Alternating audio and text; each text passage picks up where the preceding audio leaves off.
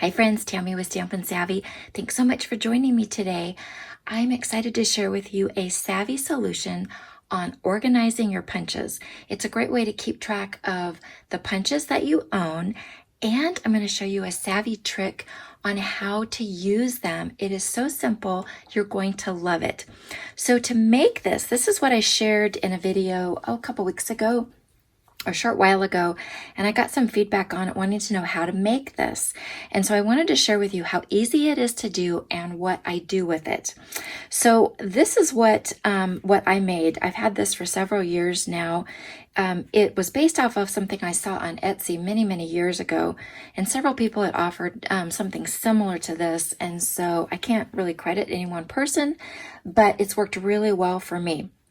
So what it does is it keeps track of each of the punches that I have, and I'm going to show you how to make it, and then like I said, I'm going to give you the trick on how to use this. Okay, so what you're going to need is a paper trimmer.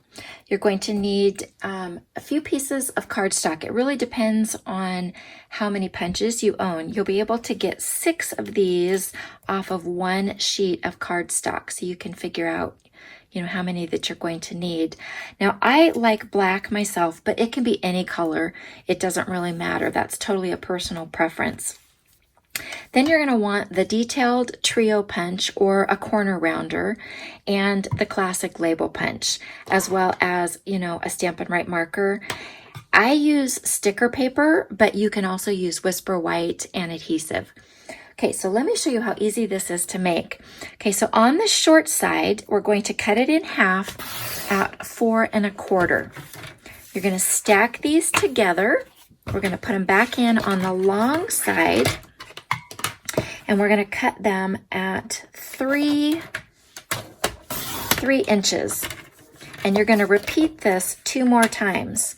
So another 3 and oops.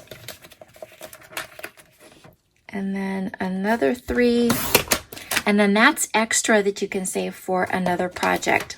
Okay, so there is 6 of them. Okay, so we're done with the trimmer. Okay, now you're going to come in with your detailed trio punch, and we're going to use the corner rounder, and you're just going to put 2 of the corners into the guides, and then you press in the center, and then repeat on the other side. Then the top part, you are either going to punch a circle if you want to do like a ring like this one, or this is a lavender punch is what I use. I'll take this off. That's a special punch that I have from Lavender. Staples has their own brand called ARC, A-R-C. Office Depot has one called Tulle, T-U-L.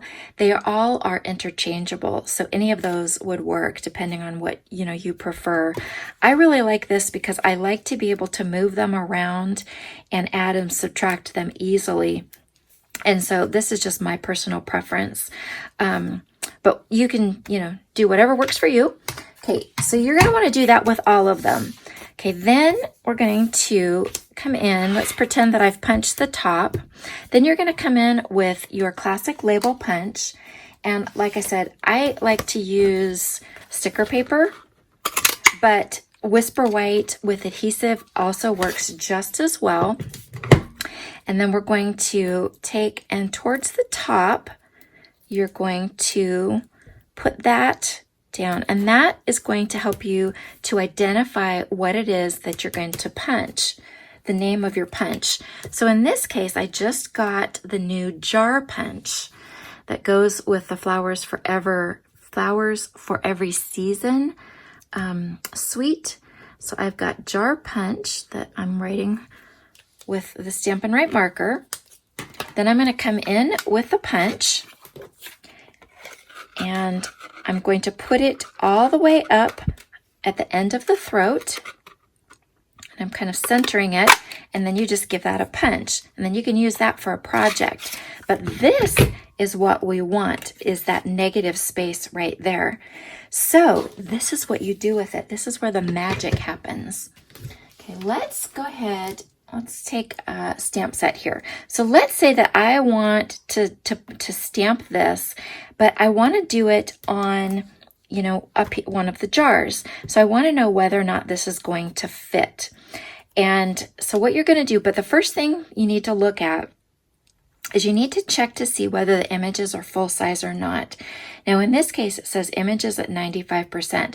That means that these have been reduced to fit on the cover of this insert. If you have that down there, then don't use the insert. You're going to want to actually use the stamp itself because these don't match up. Okay, so let's go ahead and let's see. Now we're going to know that that's going to fit because that's really big.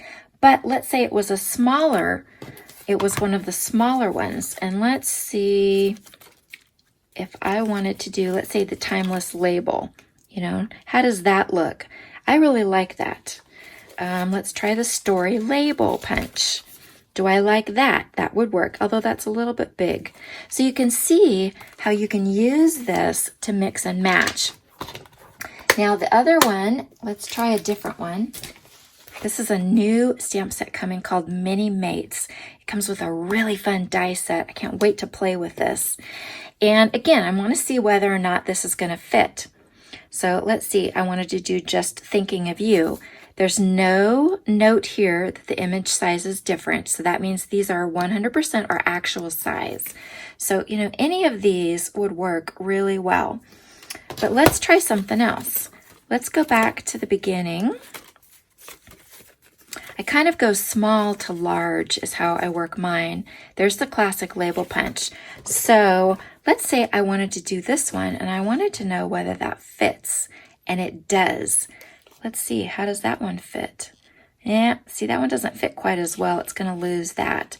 So instead of me stamping something and then getting the punch out and determines, oh yeah, that's not really a very good fit, putting the punch back, figuring something out, this is just a really quick and easy way to do that. I love the ability to just pull this out and not have to pull all my punches out to figure this out. So now the other option is, now I have the punches and then I also have all my circle punches.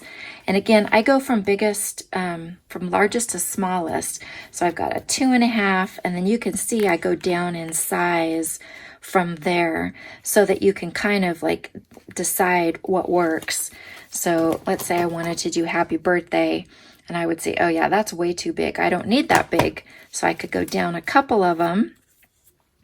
Will it fit in a 1 3/4? And you know what? That would be a good one to do. So again, really easy, quick and easy. Didn't have to pull a bunch of stuff out. Right? Do you love that? Okay, let me show you another option. And I started doing this last year and it's been helpful. So what I did is I've had dies that I wanted to use for sentiments that weren't necessarily part of a full die set with sentiments, but like for instance, the Sailing Home. It's actually called Smooth Sailing is the name of the dies, but most of them are designed to cut out, you know, the stamped images or accents. But there was these 2 dies right here that were specifically designed for your sentiments. And I thought, you know what, I would really like to remember, that I have these dies and know what they will fit with.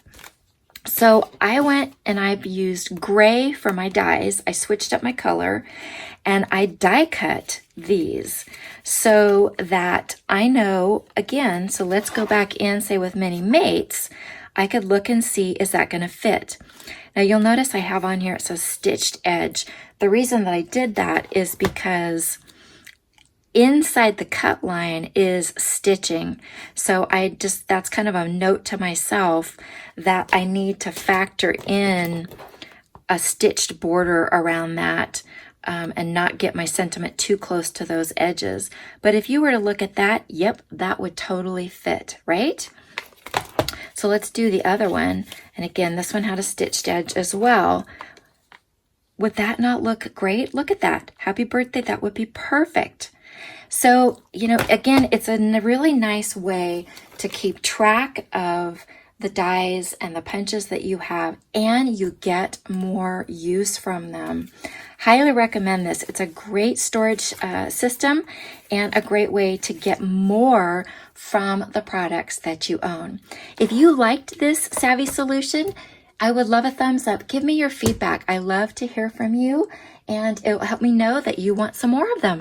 Thanks so much for watching. If you need any of the supplies, please do go on to my online store at stampinsavvy.com shop. Take advantage of my Savvy Shopper rewards by using my rewards code. I would love to spoil you.